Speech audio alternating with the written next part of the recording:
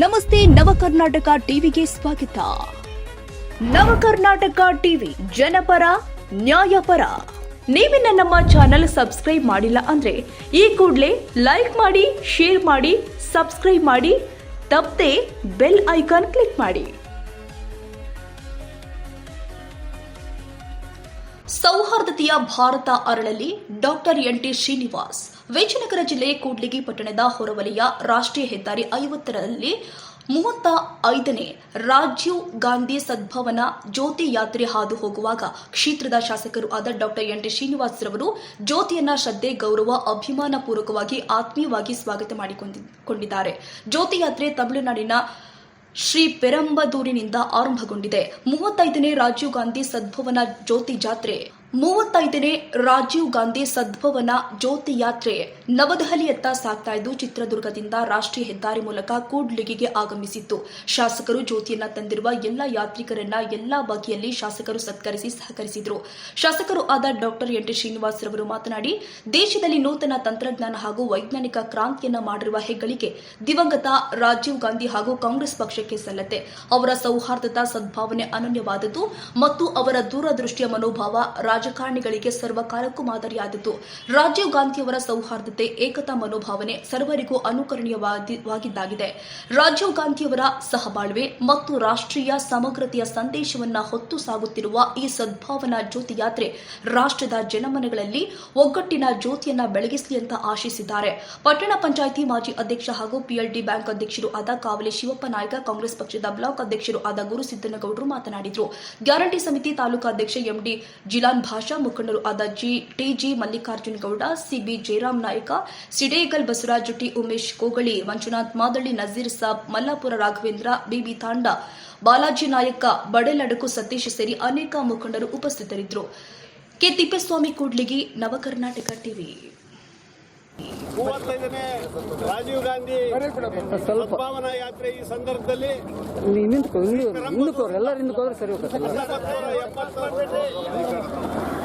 ರಾಜೀವ್ ಗಾಂಧಿ ಅವರು ಅಸೋಸಿನೇಟ್ ಆದ್ರು, ಏನು ಅಲ್ಲಿ ಬಲಿಯಾದ್ರು. ಆ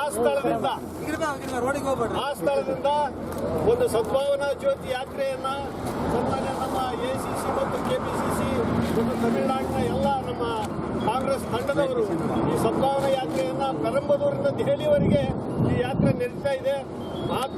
ನಮ್ಮ ರಾಜೀವ್ ಗಾಂಧಿ ಅವರನ್ನ ನೆನೆಸ್ಬೇಕಂತ ಹೇಳಿದ್ರೆ ದೂರದರ್ಶನ ಬಂದಿರೋದು, ಟೆಲಿಕಮ್ಯುನಿಕೇಶನ್ ಬಂದಿರೋದು, ಇವತ್ತು ಕೈಯಲ್ಲಿರ್ತಕ್ಕಂಥ ಎಲ್ಲ ಮೊಬೈಲ್ಗಳು ಬಂದಿರೋದು ಕೂಡ ಮುಖ್ಯವಾಗಿ ಅವರಿಗೆ ಏನು ತಾಂತ್ರಿಕವಾಗಿ ಸಲಹೆ ಕೊಟ್ಟಿರ್ತಕ್ಕಂಥ ಪುಟ್ರೋಡ ಅವ್ರನ್ನ ಅಮೆರಿಕದಿಂದ ಇಂಜಿನಿಯರ್ ಕರೆಸ್ಕೊಂಡು ಬಂದು ಈ ಒಂದು ವ್ಯವಸ್ಥೆಯನ್ನು ಮಾಡಿದ್ರು. ಸತ್ತರ್ ಸಾಧಿಸಿ ಕಾಂಗ್ರೆಸ್ ಕ್ಯಾಕಿ ಅಂತ ಕೇಳ್ತಾರೆ, ಆದ್ರೆ ಇವತ್ತು ಕೈಯಲ್ಲಿರ್ತಕ್ಕಂಥ ಎಲ್ಲ ಮೊಬೈಲ್ಗಳು, ತಾಂತ್ರಿಕ ವಿಷಯಗಳು ನಮ್ಮ ರಾಜೀವ್ ಗಾಂಧಿ ಅವರ ಕೊಡುಗೆ ಅಂತ ತಪ್ಪಾಗ್ಲಿಕ್ಕಿಲ್ಲ ಅಂತ ಈ ಸಂದರ್ಭದಲ್ಲಿ ಹೇಳ್ತಾ, ರಾಜೀವ್ ಗಾಂಧಿ ಅವರನ್ನ ನೆನಪು ಮಾಡಿಕೊಂಡು ಕಾಂಗ್ರೆಸ್ ಇವತ್ತಿನ ಏನು ದೇಶ ಮಹಾನ್ ಭಾರತ ಐತಂತೆ ಘೋಷಣೆ ಮಾಡಿದ್ರು, ಆ ನಿಟ್ಟಿನಲ್ಲಿ ಪ್ರಗತಿನ ಎತ್ತ ನಡೀತಾ ಇದೆ ಅಂತ ಒಬ್ಬ ಮಹಾನ್ ವ್ಯಕ್ತಿಯ ಒಂದು ಸದ್ಭಾವನೆ ಈ ತಂಡಕ್ಕೆ ನಮ್ಮ ಕೂಡ್ಲಿಗಿ ಕ್ಷೇತ್ರದ ಶಾಸಕರ ಪರವಾಗಿ ಮತ್ತು 2 ಬ್ಲಾಕ್ ಕಾಂಗ್ರೆಸ್ನ ಪರವಾಗಿ ಮತ್ತು ಇಲ್ಲಿರ್ತಕ್ಕಂಥ ಎಲ್ಲ ಕಾಂಗ್ರೆಸ್ನ ಬಂಧುಗಳಿಗೆ ಪರವಾಗಿ ಅವರಿಗೆ ಧನ್ಯವಾದಗಳನ್ನು ತಿಳಿಸ್ತಾ ಇದ್ದೇನೆ. ಒಂದೆರಡು ಮಾತುಗಳನ್ನು ಮಾನ್ಯ ಶಾಸಕರು ಸಭೆಯನ್ನು ಉದ್ದೇಶಿಸಿ ಮಾತಾಡಬೇಕಾಗಿ ವಿನಂತಿ ಮಾಡ್ತಾ ಇದ್ದೀನಿ. ರಾಜೀವ್ ಗಾಂಧಿ ಅವರ ಸದ್ಭಾವನಾ ಒಂದು ಯಾತ್ರೆಗೆ ಹೃದಯಪೂರ್ವಕ ಬೆಂಬಲ ಸಲ್ಲಿಸುತ್ತಾ ಇವತ್ತು ನಿಜವಾಗ್ಲೂ ನಮ್ಮೆಲ್ಲರಿಗೆ ಒಂದು ಸುವರ್ಣ ಅವಕಾಶ. ಏನು ಹೇಳಿದ್ರಿ, ಇವತ್ತು ಸೈಂಟಿಫಿಕ್ ಆಗಿ ದೇಶ ಮುಂದಕ್ಕೆ ಕಾರಣೀಕರ್ತರು.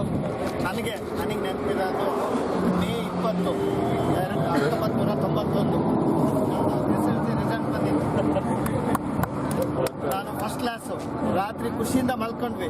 ಬೆಳಿಗ್ಗೆ 5 ಗಂಟೆಗೆ ನ್ಯೂಸ್ ಬಂತು, ಆಯ್ತಾ, ರಾಜೀವ್ ಗಾಂಧಿ ಅವ್ರದ್ದು ಹತ್ಯೆ ಆಗ್ಬಿಟ್ಟಿದೆ ಆಯ್ತಾ. ಮನೆಯಲ್ಲಿ ಒಂಥರ ಸುಖದ ವಾತಾವರಣ ಆಗೋಯ್ತು. ನಮ್ಗೆ ಎಷ್ಟು ಖುಷಿ ಪಡ್ತಾ ಇದ್ವೋ ಅಷ್ಟು ಬೇಜಾರಾಗೋಯ್ತು ಅವತ್ತು.